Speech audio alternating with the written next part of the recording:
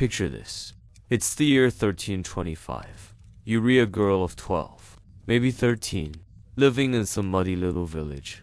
Outside Paris, you've got crooked teeth. You stink of sheep. And UVA just had your first period. Congratulations. In the eyes of the church, you are now marriageable material. That's the polite way of saying, men 3 times your age will start circling like vultures, and your family will measure your worth not in skills, not in personality, but in one thing only: whether or not your hymen is intact. Yes, virginity was unjust a virtue. Back then it was currency. It was your durai, your reputation. And ironically enough, your only bargaining chip in a world where you had no bargaining power. Lose it even by force, and you might as well pack your things and go live in the woods. Society would treat you like spoiled milk. Why did medieval society obsess so much over virginity? Well, partly because men were paranoid. If a woman was untamed virgin at marriage, how could a husband be sure the children were actually his? No DNA tests, no paternity courts, just suspicion, and suspicion, in a world obsessed with inheritance, was a deadly thing. A single illegitimate child could topple entire dynasties. The church piled on. 2. Priests thundered from pulpits that virginity was next to godliness, that the Virgin Mary herself was the ultimate model of feminine virtue. Monks filled manuscripts with diagrams of chastity belts, though. Fun fact, most of those belts were actually later inventions, more fantasy than fact. But the myth worked. Men, like DTH's idea of Alec and Key, women, unfortunately, were expected to be the key. Now here, swear it gets grotesque. People didn't just assume virginity. Oh no. There had to be proof, and proof meant invasive, humiliating tests. Midwives or, sometimes priests. Imagine the horror were tasked with examining brides before marriage. They would check for tightness or look for the elusive Virgin S mark, as if a body came with a warranty seal. Spoiler: anatomy does untactually work that way. The hymen, isensome, unbreakable plastic wrap. It's stretchy tissue that can tear from riding a horse, climbing a tree, or even ironically, praying on your knees for too long. But medieval science wasn't exactly science, so Homan's lives, honor and futures hung on aim. Failed the test, and you were branded forever as used goods. What happened if a bride was found not a virgin? Public shaming. For starters, families returned to rise.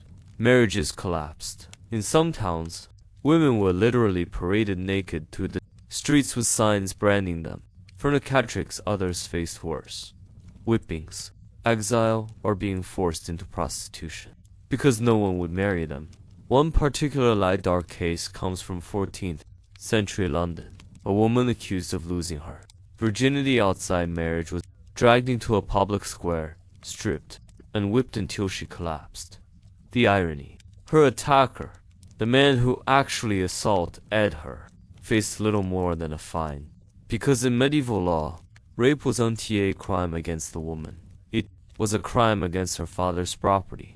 The church loved to glorify women who died, protecting their virginity. Whole cults SP rang up around virgin martyrs, girls who DLY chose gruesome deaths rather than surrender their purity. Take St. Agnes, a 12-year-old girl who legend says was sentenced to Abrathel, but miraculously kept her virginity through divine intervention.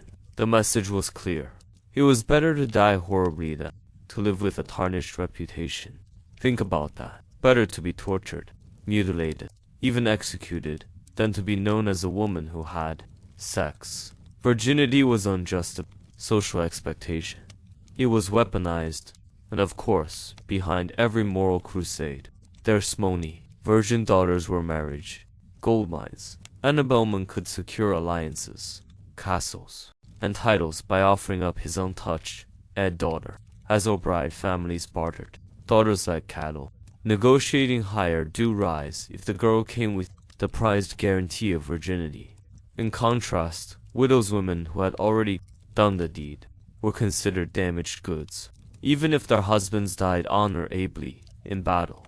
Some widows were forced into nunneries because marriage would devalue their family standing. Virginity wasn't just about morality. It was an economy, a rigged economy where women had no say in the rules. Imagine growing up under this system. A slip of gossip, a cruel rumor, even just being caught smiling at a boy could destroy your life. Many young girls lived in constant terror of being accused, because accusations alone were enough. Courts often judged women guilty by reputation, not evidence. If neighbors whispered that you were loose, good luck finding a husband, and heaven forbid if you were actually raped. Victims were often blamed more harshly than attackers. She must have tempted him. Her dress was too revealing. Sound familiar? Yes, the Middle Ages may be gone, but some mindsets haven't changed much. And here's the most twisted part. Virginity was entertainment. Medieval ball ads, poems, even plays obsessed over it. Troubadours sang about noble knights rescuing virgins. Jesters cracked jokes about cuckolds, discovering their wives were in pure crowds. Gathered for public virginity trials like it was a sporting event.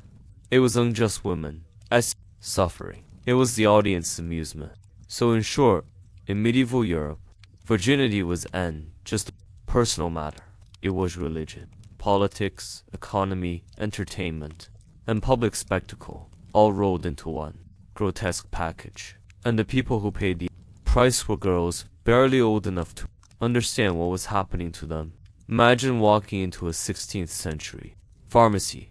You expect to see herbs, maybe a jar of leeches, maybe some dried toad powder. But then you notice a container on the shelf labeled mumia, and when you ask the apple to carry what's inside, he cheerfully replies, "Oh, that's powdered human flesh.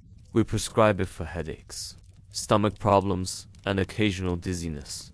Yes, welcome to the cheerful world of medical cannibalism. Our practice were Europeans, not so long ago, happily swallowed bits of corpses in the name of health. And before USM Ugly assumed this was some fringe superstition in Ermode Village. Nope, we were talking about royalty, popes, philosophers, even the most educated doctors of the time, all munching on the human body like it was a medieval multivitamin. It all started with the mummy trade, when Europeans discovered Egyptian tombs. They also discovered preserved bodies. Someone, somewhere had the genius idea. These dried corpses look like medicine. By the 12th century, ground-up mummies, literal mummy dust, was a hot commodity. A pot. Carers sold it as a cure for internal bleeding, coughs, and melancholy. Kings and queens go BB let it up. Literally, Francis Ioffe, France kept a pouch of powdered mummy on him at all times. He believed snorting it would protect him from accidents. Spoiler, it did not. He died horribly from syphilis. Complications. Turns out human jerky doesn't cure everything. But it was in Tenef to just eat Egyptian corpses. Oh no, doctors soon decided fresher was better. By the Renaissance, physicians were prescribing blood, flattened bones from executed criminals. The logic: if someone died violently, their body contained trapped vital spirits. Consume that, and you'd absorb their energy. Execution squares doubled as pharmacies. Crowds gathered, not just to watch hangings, but to line up afterwards with cups in hand, eager to collect the victim's still warm blood. Epileptics were told to gulp it down immediately. It was supposed to stop Caesar race. The only thing it probably stopped was the victim's dignity. Human fat was rendered like pig lard and sold as ointment for wounds. Thieves' candle, aggressively cure, involved dipping candles in human fat and placing them on patients' chests to draw out illness. Imagine lying in bed, smelling burning flesh, while your doctor insists, "Don't worry, this is good for you." Another favorite remedy was powdered skull. Physicians swore by it for migraines. The skull of a young man, ground finely and mixed with wine, was believed to transfer vitality to the drinker. Some recipes even specified skull from Yerd, Manklet Binky, because apparent lie hair color, and method of death mattered in the fine art of corpse cuisine. One 17th century Englishman kept a jar of powdered skull on his desk. He sprinkled it into his morning ale the way we sprinkle collagen powder into smoothies today, he claimed. It kept his thoughts sharp. Translation: he was snorting dead guy dust and calling it biohacking. Here's the disturbing part. This was in Zoma underground cult. It was mainstream. Queen Elizabeth Ewas reported lie. Treated with a tincture made from human remains. Pope Innocent VIII was given the blood of 3 young boys on his deathbed. He died anyway. And the boy's definite lie did not make it out alive. Even philosophers weren't immune. Sir Francis Bacon experimented with applying human fat to wounds. The great German intellectual Paracelsus endorsed human blood as medicine.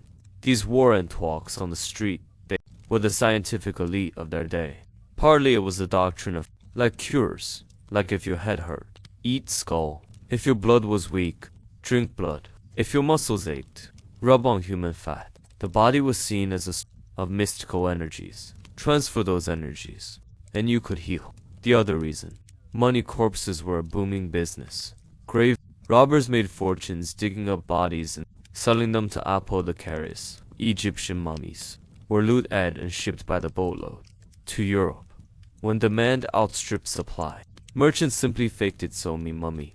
Jars actually contain ground asphalt, not flesh. Imagine paying premium prices to snort road tar. Some of the worst scenes happened during executions. People rushed to collect dripping blood like fans fighting for Eric Starr's autograph. Witnesses described epileptics crouching beneath scaffolds, mouths open, catching the crimson flow straight from severed necks. Priests even blessed the act, declaring it holy, because nothing says holy like drinking stranger blood in front of a cheering crowd. Surprisingly, in some cases, maybe human remains contain proteins, minerals, and iron. Drinking blood could temporarily boost iron levels for anemia. Fat has natural antibacterial properties. Powdered bone provides calcium. So while it was grotesque, it was untentarily ineffective, though the side effects included being a literal cannibal. By the 18th century, the Enlightenment began shaming the practice. Cannibal medicine started to feel embarrassing. Like medieval, doctors shifted toward plants, minerals, and chemicals, but traces of it lingered shocking. Lie long. Apothecaries in Germany were still selling powdered skull in the early 19th century, and whispers of drinking blood as a cure continued. In rural Europe, well into modern times, Europeans often described indigenous people of the Americas as savages for practicing ritual cannibalism. Meanwhile, back in London and Paris, gentlemen in powdered wigs were casually sipping blood cocktails and rubbing human fat on their arthritis. The hypocrisy is staggering. Civilization, it turns out, was never as civilized as it pretended to be. So next time you swallow a vitamin pill, just be glad it's not a spoon full of ground up skull, washed down with ale. Medieval medicine may have promised miracles, but it left behind a legacy of horror that proves one thing: desperation makes people do truly terrifying things. Close your eyes and picture a medieval city. You read probably imagining castles, knights, bustling markets, maybe a bard strumming a lute. What you read not imagining is the overwhelming stench, because behind those castle walls, medieval towns were basically giant open-air toilets, and somebody had to deal with all of it. Yes, that was the actual job title. Gong farmer. A person paid to climb into sea's spits, shovel out centuries of human waste, and cart it off into the night. It was dirty work. It was dangerous work. And somehow, it was considered a respectable profession, if you could survive it. Medieval cities were not designed with plumbing in mind. London, Paris, Florence, all of them were built before sanitation was a serious concept. Chamber pots, or EMP tied into the street, latrines overflowed. Gutters ran brown with a river of filth. Imagine walking down a narrow street and dodging Buckets of waste tossed casually out of windows. People even yelled, "Gadilu," as a polite warning, which roughly translates to, "Watch out below. You're about to be showered." Now multiply that by tens of thousands of people every single day. The result: cities that smelled like open sewers in the summer heat. To keep society functioning, cities hired gong farmers. Their job: climb down into cesspits, shovel human waste into barrels, and haul it outside the city walls. Usually, this work was done at night, not for romance, just so the stench would unkill passing pedestrians in broad daylight. The pay was surprisingly good. Gong farmers could make up to 6 pence a day, better than many crafts men. But the risks were horrifying. Seas, spits, weren't ventilated. Workers sometimes suffocated from the methane and ammonia gases. Others drowned if the walls collapsed. Death by drowning in a pit of excrement was an actual occupational hazard. Imagine your family tombstone. Here lies Thomas, S.M. Oath, Redden, a cesspool. He stank in life, and in death he stank even more. What did that gong farmer's stool kit look like? Not glamorous. Long-handled shovels, buckets, and ropes. Sometimes leather boots, though many just waded in barefoot. Gloves, masks, protective suits. Forget it. They climbed in with nothing but courage and questionable life choices. Waste was loaded on 2 carts and wheeled out of town. Farmers actually bought it. Human manure, or night soil, was valuable fertilizer. So yes, gong farmers were the middlemen in a booming poop economy, from PRIV to potato field. The circle of life was disgusting, lie efficient. Being a gong farmer came with serious social stigma. People could smell you coming from blocks away. Their clothes were permanent lie stained. Their skin absorbed the odor, and neighbors crossed the street to avoid them. Some towns forced them to live on the outskirts, like lepers of sanitation. Children mocked them with cruel nicknames. Adults refused to shake their hands. Imagine going on a date and casually explaining, "I climb into poop for a livey." Romance was not in the job description. Ironically, the people tasked with cleaning waste often spread it further without proper washing. They carried germs everywhere. Outbreaks of dysentery, cholera, and plague were common in medieval cities.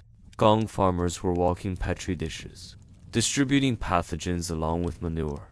Some records even mention nightmen stealing valuables from privies. Because yes, people dropped coins, jewelry, and even daggers into sea spits. Imagine your wedding ring slipping off your finger, only to be retrieved weeks later by a man knee-deep in sludge. Sometimes the seas spits themselves caused tragedies. In 1183, the floor of a latrine collapsed beneath a gathering of nobles in Erfurt, Germany. Dozens of knights fell into the sea's spit and drowned in the filth. Chronicle RS called it divine punishment. Equalite, the world's worst dinner party. Another case in London saw entire streets evacuated after sea spits overflowed, flooding homes with waste. Imagine waking up to find your bed floating in a brown tide. Medieval life was not for the squeamish. By the 17th and 18th centuries, cities began building more organized sewage systems. Gong farmers were slowly replaced by night soil men with carts and wagons. Still disgusting, but slightly less deadly. Eventually, modern plumbing arrived, toilets flushed, waste away with clean water. Today, so age workers still exist, but with safety gear, hazmat suits, and breathing apparatus. The lineage is clear. The men who risked their lives in seas spits paved the way for your bathroom's flush handle. As revolting as their job was, gong farmers played a crucial role. Without them, medieval cities would have collapsed under their own stench. They were the unsung heroes of sanitation, sacrificing health, dignity, and social acceptance so others could live in slightly less filth. So next time you enjoy the sweet luxury of indoor plumbing, whisper a little thank you to the gong farmers. They walked so toilets could run. The irony. Medieval physicians blamed disease on bad air and evil spirits. They had no idea. Bacteria were crawling all over their hands after, shaking the gong farmer's shovel. Meanwhile, the people literally swimming in waste probably understood clean lenses better than the university-educated doctors. Sometimes, civilization ice and tab out kings and castles. Sometimes it's about the guy, up to his neck, in sewage, keeping everyone else from drowning in their own excrement. We all take modern dentistry for granted. You wake up with a toothache. You make an appointment, and within a day or two, a trained professional in a spotless white coat is fixing you up with sterile tools and aids. Now imagine the opposite. Imagine a world where your dentist is also your barber, your surgeon, and occasionally the local executioner. Imagine anesthesia is Astef Mugavail. Sterilization means wiping tools on your pants, and pain management means a prayer. Welcome to the Middle Ages, where dentistry was less about oral health and more about survival. Medieval Europeans had a diet heavy on bread, ale, and whatever sugar they could get their hands on. Unfortunately, the bread often contained grit from the millstones, grinding down teeth like sandpaper, and when sugar arrived in larger quantities, cavities spread like wildfire. Toothaches were one of the most common complaints recorded in medieval medical texts. But there was no such thing as toothpaste, floss, or even the idea of brushing twice a day. Toothache was on ta minor inconvenience. It was ascremy, sleepless torment that could drive you half mad. Some sufferers believed toothaches were caused by tiny worms living inside their molars. Medieval doctors even claimed they had seen these worms squirming. More like lie. What they saw was decayed pulp and imagination working overtime. But hey, when your jaw feels like it's on fire, you'll believe anything. Dentistry was its own profession. Instead, it was lumped in with barber surgeons. These were the men who cut hair, shaved beards, performed amputations, set broken bones, and yes, pulled teeth. Picture this. You walk into a shop with a striped pole outside. One man is trimming a beard in the corner. Another is bleeding a patient with leeches, and next to them, a screaming customer is having a tooth ripped out with iron pliers. Welcome to your one-stop medieval healthcare experience. The barber surgeon's toolkit looked like something from a torture chamber. Forceps, pliers, chisels, hammers, and a terrifying device called the dental pelican. It resembled a bird's beak and was used to lever teeth out of the jaw. If you didn't faint from the pain, you probably fainted from the blood. Anesthesia did not exist. Well, not the kind you want. Some patients drank copious amounts of alcohol beforehand. Others chewed on herbs like hiambiene or mandrake root, plants with hallucinogenic and toxic effects. Sometimes priests recited prayers to dull the pain. Spoiler: prayers did not work. The result was at most. Dental procedures were conducted with the patient wide awake, clutching the chair, screaming into the rafters as their molar was pried out. It was just painful. It was dangerous. A tooth extraction could lead to infection, sepsis, or death. People sometimes bled out from what should have been a routine procedure. DIY dentistry cures worse than the disease. For those who could untaffer the barber, surgeon, there was always the approach. Remedies included hot irons pressed to the jaw to burn out the pain, urine rinses, yes, human or animal, believed to cleanse the mouth, applying leeches directly to the gums, because if it works for bloodletting, why not dentistry? Tying a string to the tooth and the door, then slamming it shut. The medieval home version of dental surgery. Of course, these methods often left people with broken jaws, infected gums, or missing more teeth than intended. But hey, at least the toothache was gone. Chronicle RS record ed. Some truly grim dental disasters. One tale tells of Annabelle woman whose abscessed tooth swelled her face so badly she could not eat or speak. A barber, surgeon, attempted to cut the swelling open with a knife. She survived, but only barely, left disfigured and half deaf. Another record describes a monk who suffered such a terrible infection that it spread from his tooth to his eye socket. He died within days. all because amyloid went untreated. To put it bluntly, in medieval Europe, a toothache could kill you. Even as late as the 1600s, the belief in toothworms persisted. Dentists, if we can call them that, sometimes claimed to extract worms by placing herbs or heated metal in the cavity. What patients really saw was burning pulp or shriveled tissue.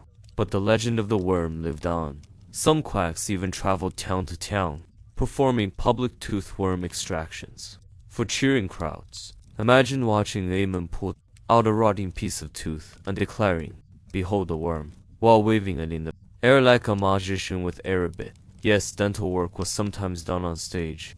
Traveling barber, surgeons, would set up in marketplaces, pulling teeth for audiences. Customers lined up, half from desperation, half from the spectacle. The louder the screams, the bigger the crowd. Blood sprayed, teeth clattered into buckets, and onlookers applauded. Dentistry was unjust. Healthcare, it was theater, grotesque, circus where pain was the punchline. It was in Tuntal, the Renaissance and early modern period that dentistry began separating from barber surgery. Books on dental anatomy appeared. Instruments became more specialized, and eventually, the first real dentists emerged. But for centuries, oral health remained a nightmare. No toothpaste, no toothbrushes, no dental hygiene campaigns. People often died toothless. Jaws collapse, smiles ruined by decay. In portraits of medieval kings and queens, you'll notice their mouths are usually closed. Not just because smiling was untashionable, probably because their teeth were blackened, add stumps. Here's the irony. People feared witches, demons, and curses. But the real terror lived in their own mouths. The humble cavity was a greater threat to daily life than sorcery. A toothache could destroy your health, your appearance, and even your life. And the barber with his rusty force piece was both your savior and your executioner. 1 yuan could free you from agony or send you to the grave. So the next time you sit back in an appeted chair and anesthetize while amateur dentist fixes your cavity with sterile instruments, remember the barber surgeons of the past. They worked in blood-soaked aprons, juggling razors and pliers, pulling teeth between shaves. History may romanticize knights' castles and chivalry, but the real medieval experience was toothaches, bad breath, and the sound of your molar cracking under an iron pelican, if you're lucky.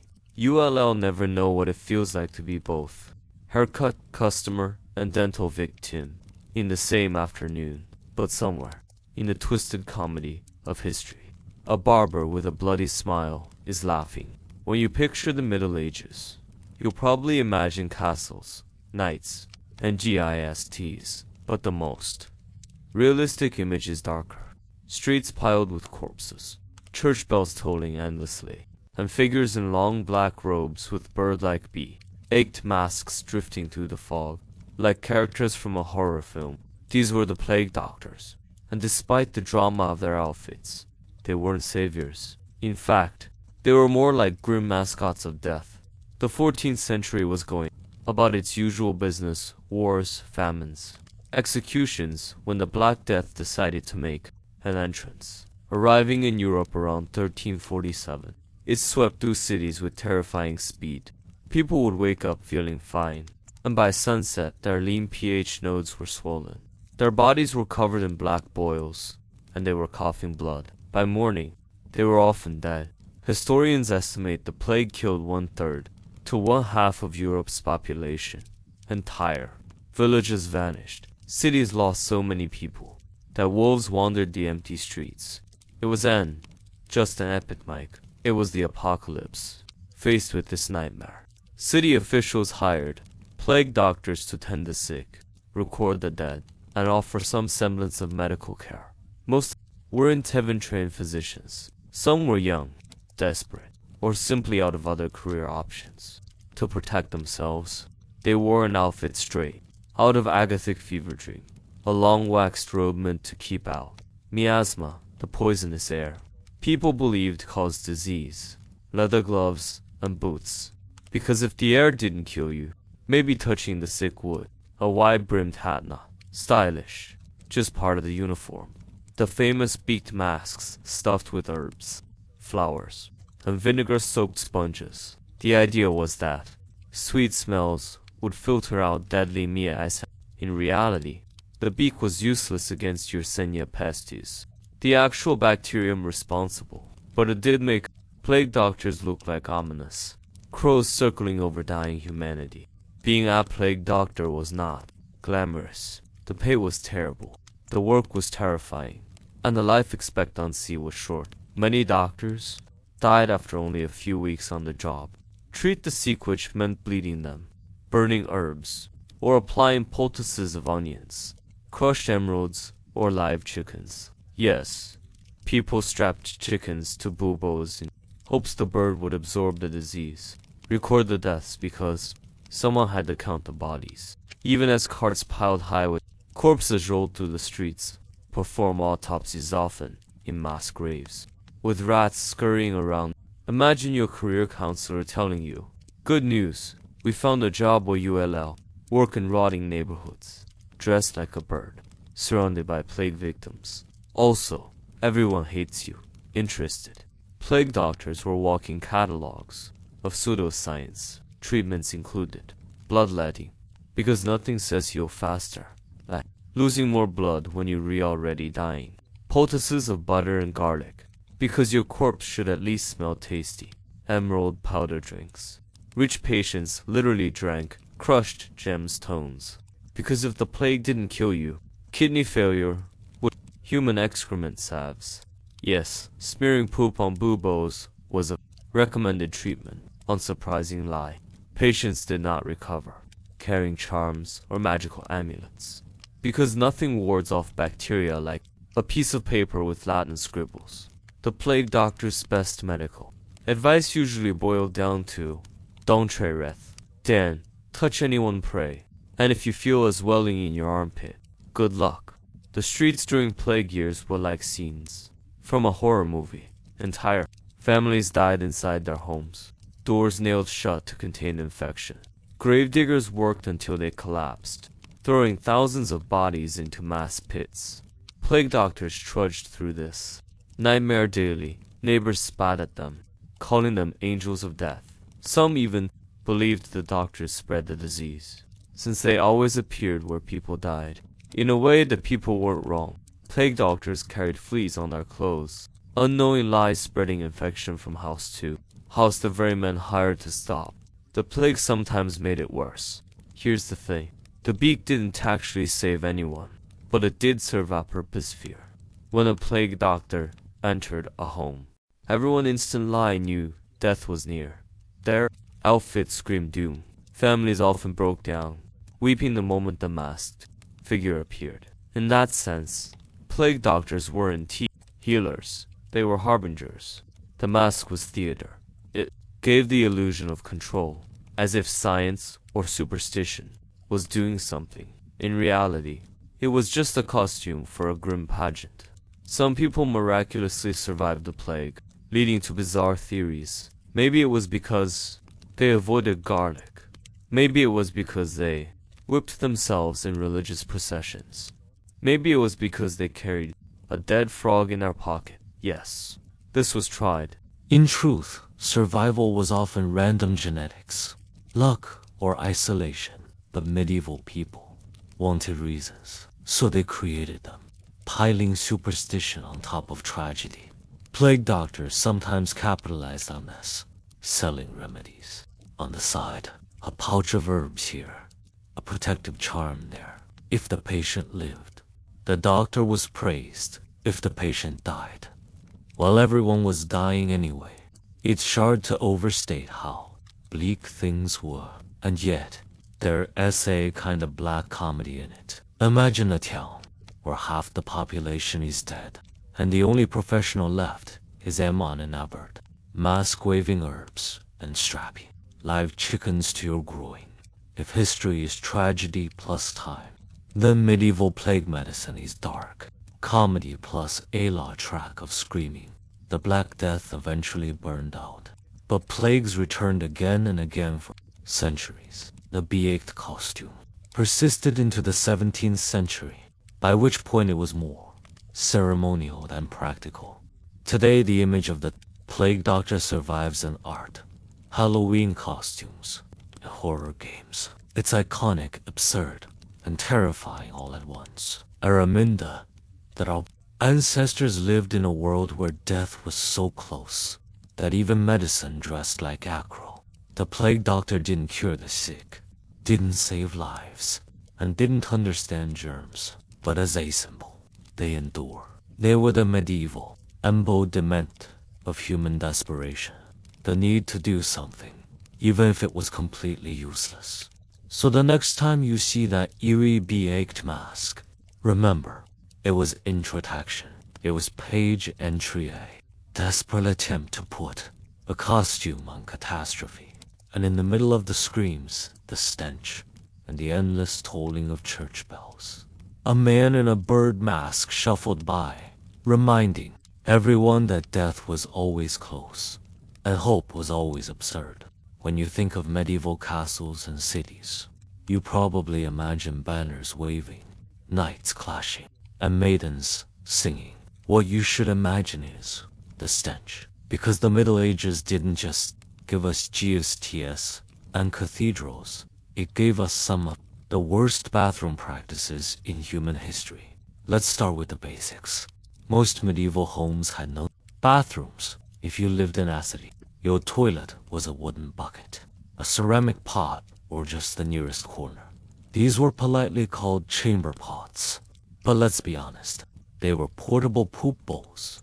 Families kept them under beds, beside fireplaces, or in kitchens. Imagine stirring your stew while your uncle relieves himself 2 feet away, and when the pot filled up, easy, toss it out the window. Cities like London and Paris had narrow, crowded streets. People lived practically on top of each other. So when someone dumped their pot out the window, they were supposed to shout a warning. In French, it was gardez-l'eau, beware of the water. Over time, English ears mangled this into gardez-l'eau, whether you shouted or not. The result was the same, a splash zone of filth raining on 2 unlucky pedestrians. Picture walking home from the market, minding your business, when suddenly splat. Congratulations, you just became part of someone else's digestive history. If you were rich enough to live in Alcacel, you got an upgrade. The garter, OBE. This was a tiny room built into the castle wall with a hole that dropped straight down into the moat or ace's spit. Sounds fancy. Not really. The toilet was just a wooden bench with a hole in it. Waste fell into the moat, where it floated with dead fish and battled debris. Some castles had dozens of garter OBEs, meaning the moat became less of a defensive water way and more of a giant open sewer. And here's the kicker. During sieges, invaders sometimes swam through moats filled with human waste to infiltrate castles. Imagine risking DY sentry just to storm a wall. That's statication. In cities, chamber pots usually ended up in seas, spits, underground storage holes for human waste. But medieval engineering was anti-great. Seas spits leaked into wells, contaminating drinking water. Sometimes cesspits overflowed, turning entire neighborhoods into open swamps of filth. In 1326, the city of London had to issue laws requiring home owners to clean out seas, spits, because the stench was so unbearable it threatened public order. Professional gong farmers, sewage workers were hired to shovel out seas, spits at night. They climbed into pits waist, deep in sludge, scraping muck into barrels. It paid well, but the smell never left their clothes, their skin, or their souls. Gong farmers were often forced to live apart from other people because nobody could stand being near them. Some cities did provide public latrines, large rooms with benches full of holes, where strangers sat side by side, doing their business. No partitions, no privacy. These toilets often hung over rivers, dumping waste directly into the water. The Thames in London, the Seine in Paris, and countless smaller rivers became open pipelines of human excrement. Drinking from them was like sipping death in a cup, and yet people still washed clothes in those rivers. Kids played near them. Bakers fetched water to mix dough. So yes, if UVA ever wondered why medieval bread sometimes tasted of, now you know. The smell of medieval cities is legendary. Human waste, rotting food, dead animals, tanneries boiling hides, open slaughterhouses, all blended into a perfume of misery. Travelers from cleaner lands often gagged upon entering European towns. Chronicle RS wrote about the stench of Christendom, describing how you could smell London long before you saw its skyline. No wonder people burned incense, carried pomanders, and stuffed edible herbs into their noses, not because they liked the scent, but because it was the only thing masking the overwhelming stink of medieval sanitation. Toilets weren't just gross, they were dangerous. Exploding privies, seas spits produced methane gas. If a candle was brought near, boom, the toilet could literally explode. Toilet drownings. Chronicles record unlucky people falling into garter OBEs and drowning in filth. A king of Denmark supposed Delhi died this way. Rat infestations. Toilets connected directly to pits and rivers, making them highways for plague. Carrying rats. Sit too long, and you risked being bitten where the sun doesn't shine.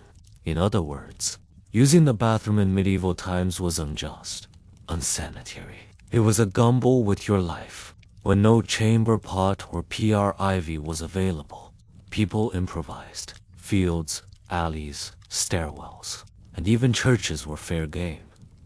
Priests' repeated lie had to ban people from relieving themselves inside cathedrals.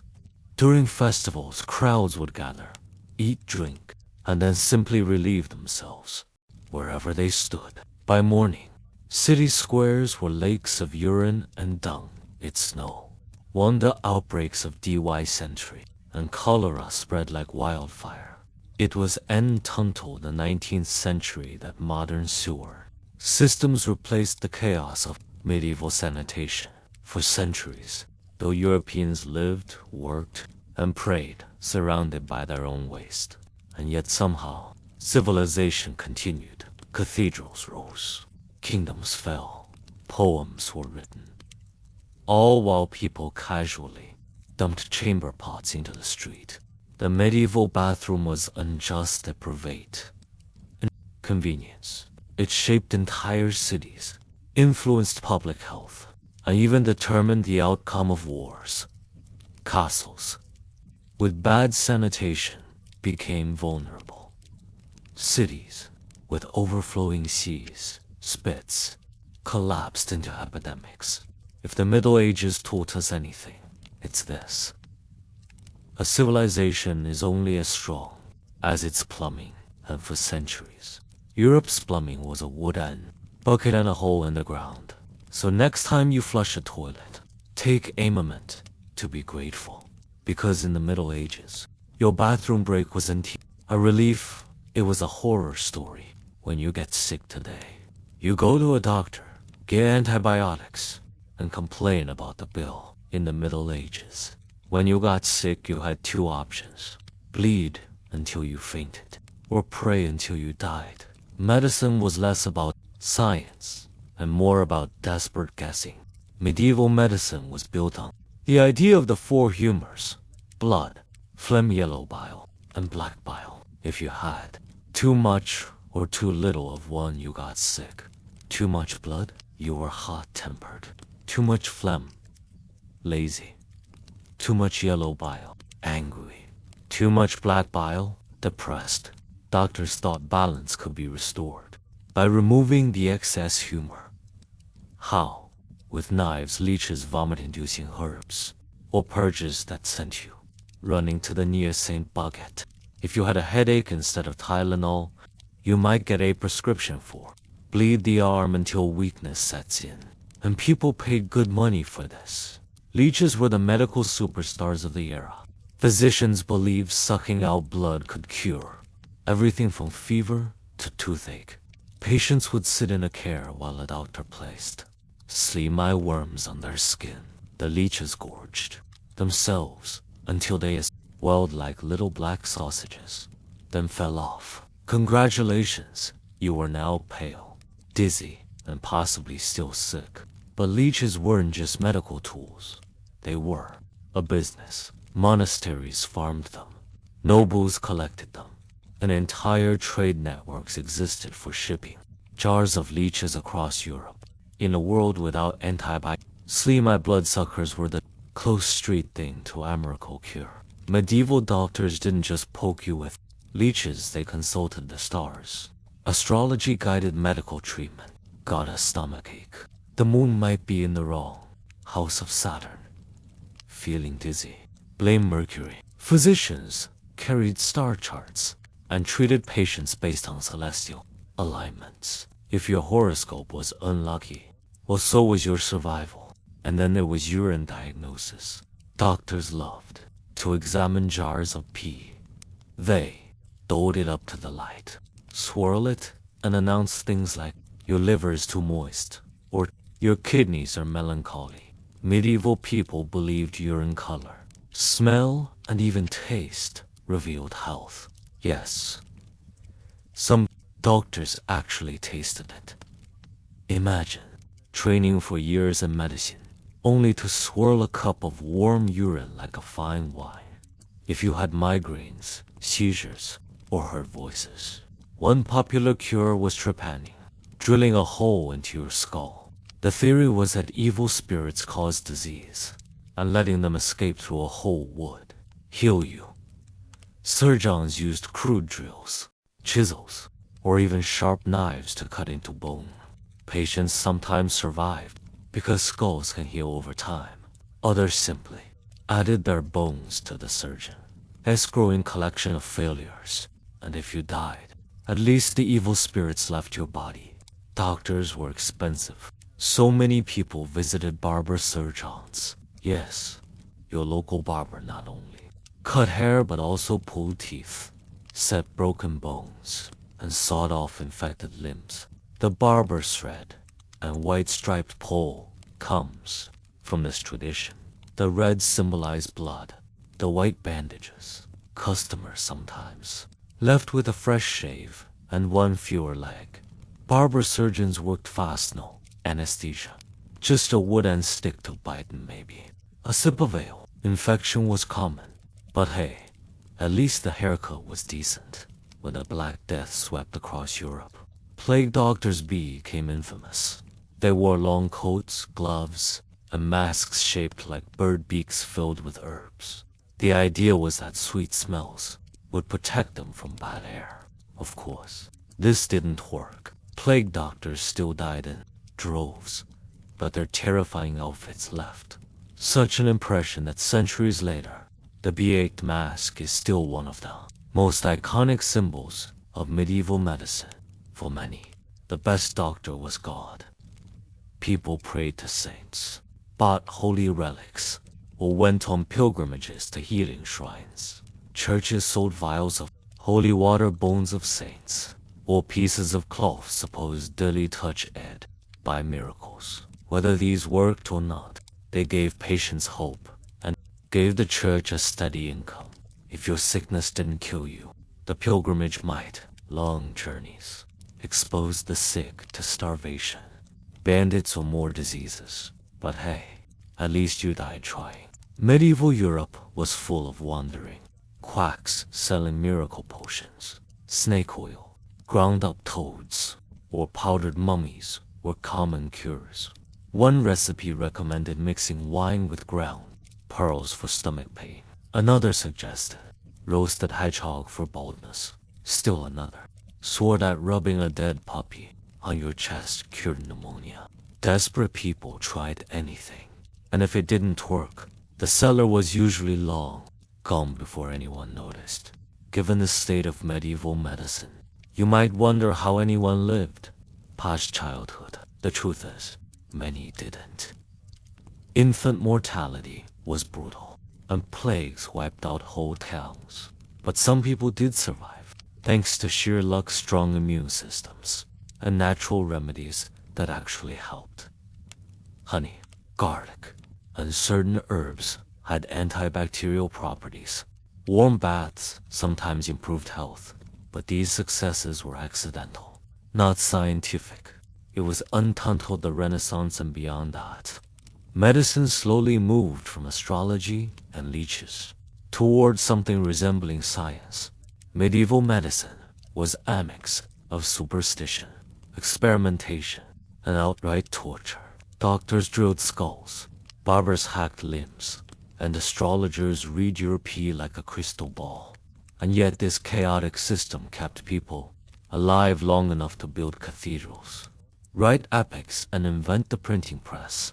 Humanity limp-ed forward, bloody, bruised, and occasionally drilled in the head. So next time you pop an aspirin, remember, it could be worse. You could be lying in a smoky hut, while Aemon with leeches and Adro tells you that Mars is in retrograde, and your skull needs more holes. And so, as we close the book on this tragic journey, we're left with a question that echoes across centuries. What becomes of the forgotten? The queen who was forced into marriage at just 11 never asked for glory, never sought to carve her name into the chronicles of power. Yet here she is, still remembered not because of the empire she strengthened, but because of the chains she could never escape. History is not only the story of kings and generals, nor of victories carved into marble. It is also the story of frightened children dressed in crowns, too heavy for their small heads. It is the tale of silent tears shed behind palace walls, and of lives spent paying the price for dynasties and ambition. When we remember her, we remember them all, the countless girls and boys whose childhoods were traded away in exchange for alliances, treaties, and fleeting stability. Her story reminds us that progress has always been uneven, that cruelty often hides behind gilded doors, and that memory itself is an act of justice. If you've stayed with me until now, thank you for listening. If you believe stories like hers deserve to be told, please take a moment to support this channel. A simple click to subscribe, a like, or even sharing this video ensures that more forgotten voices from the past can be heard again. Because in the end, history isn't just what happened. It is what we choose to remember. And tonight, we chose to remember her.